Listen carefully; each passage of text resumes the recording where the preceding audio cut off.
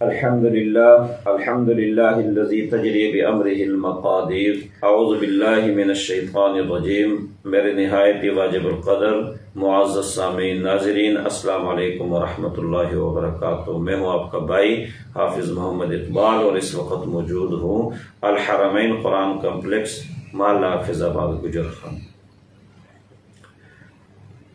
آپ جانتے ہیں کچھ دنوں سے حکومت نے یہ فیصلہ کیا ہے، بلکہ ایک بل تیار کی ہے اور اس کو اسمبلی میں لانے کی کوشش میں ہے۔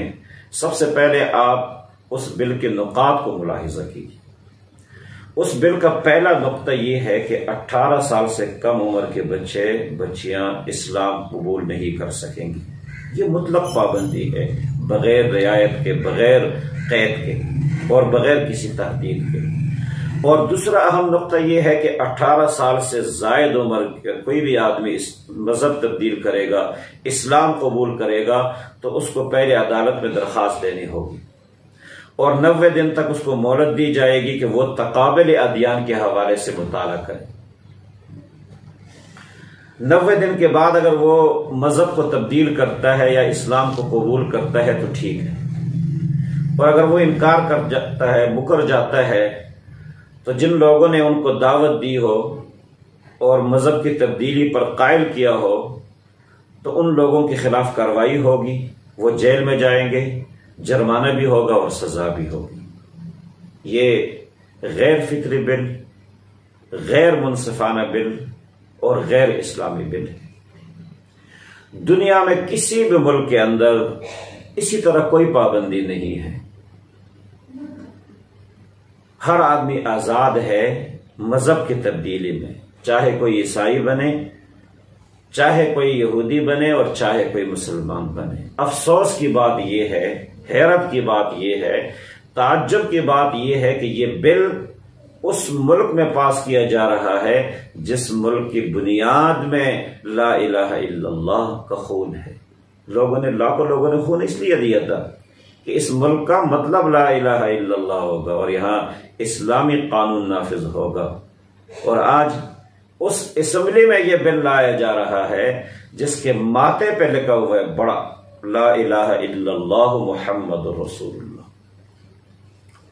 میں یہ سمجھتا ہوں یہ اغیار کی دلالی ہے، اور ان کو یہ معلوم ہونا چاہیے کہ بڑے بڑے دلال یہاں آئے، حکومتیں کی اور چلے گئے، عبرت کے نشان بن گئے۔ پرویز مشرف ماضی قریب میں سب سے بڑی مثال ہے ہمارے لیے کہ اس نے جتنی اغیار کی دلالی کی، اس ملک کا جغرافیائی سرحدوں کو غیر محفوظ کیا، نظریاتی سرحدوں کو غیر محفوظ کیا، غیروں کو خوش کیا، لیکن آج وہ تنہا کہاں پڑا ہوا ہے؟ اس ملک میں بھی نہیں ہے، اور معلوم نہیں اس ملک کی مٹی اس کو نصیب ہوتی یا نہیں ہوتی ہے۔ تو ان حکمرانوں کو ان سے عبرت لینی چاہیے، اور افسوس اس بات پر ہے کہ یہ بل وہ حکمران لا رہا ہے کہ جس نے یہ نعرہ لگایا تھا کہ میں ریاست مدینہ بناؤں گا۔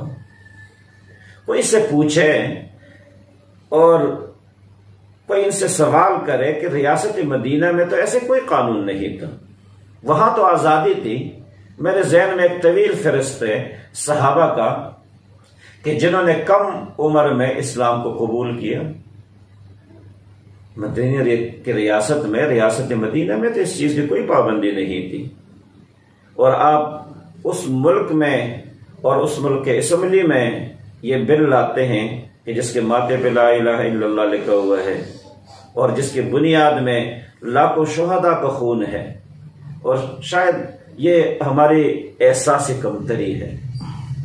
تقابل ادیان کے حوالے سے تو میرا خیال ہے ہمارے حکمرانوں کو ایک لفظ بھی معلوم نہیں ہے۔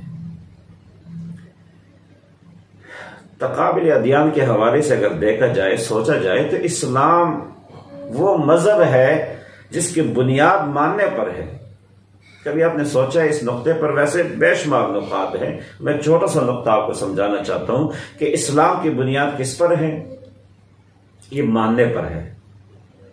ایک آدمی اس وقت اسلام کے دروازے سے داخل ہو سکتا ہے، مسلمان بن سکتا ہے جب وہ عیسیٰ علیہ السلام کو بھی مانے، موسیٰ علیہ السلام کو بھی مانے، اور داؤد علیہ السلام کو بھی مانے، اور تمام آسمانی مذہب کو تسلیم کرے، اس پر ایمان لائے، تو وہ اسلام میں داخل ہو سکتا ہے۔ اور اگر آسمانی کتابوں میں سے کسی ایک کا انکار کرے، کسی ایک نبی کا انکار کرے، تو وہ اسلام کے دروازے سے داخل نہیں ہو سکتا۔ یہ تو اسلام کی خصوصیت ہے کہ اس کی بنیاد انصاف پر ہے، اس کی بنیاد مساوات پر ہے، اور اس کی بنیاد ماننے پر ہے، انکار پہ نہیں ہے۔ اور اس کے مقابلے میں اگر دیکھا جائے باقی مذاہب کا جائزہ لیا جائے، اور یہ بات وہی سمجھے گا جس کو تقابل ادیان کے حوالے سے کچھ معلومات ہو۔ یہودی اس وقت تک یہودی بن سکتا ہے جب وہ اسلام کا انکار کرے، اسلام کو نہ مانے۔ عیسائی اس وقت تک عیسائی بن سکتا ہے جب وہ اسلام کو نہ مانے۔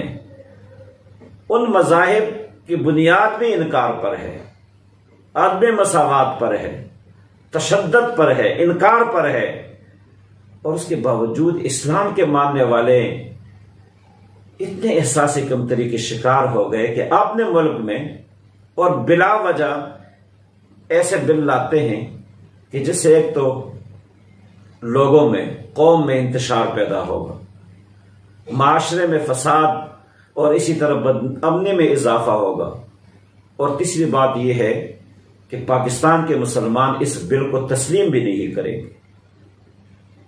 یہ بل پہلے پاس نہیں ہوگا انشاءاللہ العزیز، اور اگر یہ غیروں کے دلالوں نے جو اسمبلی میں بیٹھے ہوئے ہیں، جتنے بھی ہیں جو دوسروں کے لیے دلالی کرتے ہیں، اگر وہ پاس بھی کر دیں تو انشاءاللہ العزیز یہ حکمرانوں کی تابوت میں آخری کیل ہوگی۔ حکومت کو چاہیے کہ بدامنی پر کنٹرول کر لے۔ کسی زمانے میں پورے ملک کے اندر ایک دن میں، کبھی ہفتوں میں، کبھی مہینے میں ایک چوری ہوتی تھی، اور ڈاکہ ڈال لیتے تھے، معمولی سی کوئی شکایتی ہوتی تھی۔ حالت یہ ہو گئی کہ ہر محلے میں روزانہ ڈاکے ڈالے جا رہے ہیں، لوگوں سے موبائل چھینے جا رہے ہیں، گاڑیاں چھینی جا رہی، موٹر سائیکل چوری ہو رہے، قتل و غارت گری ہے۔ ہر طبقہ احتجاج کے لیے تیار ہے، تاجر تیار ہے، وکلاء تیار ہے، اسی طرح صحافیوں نے احتجاج کی ہے۔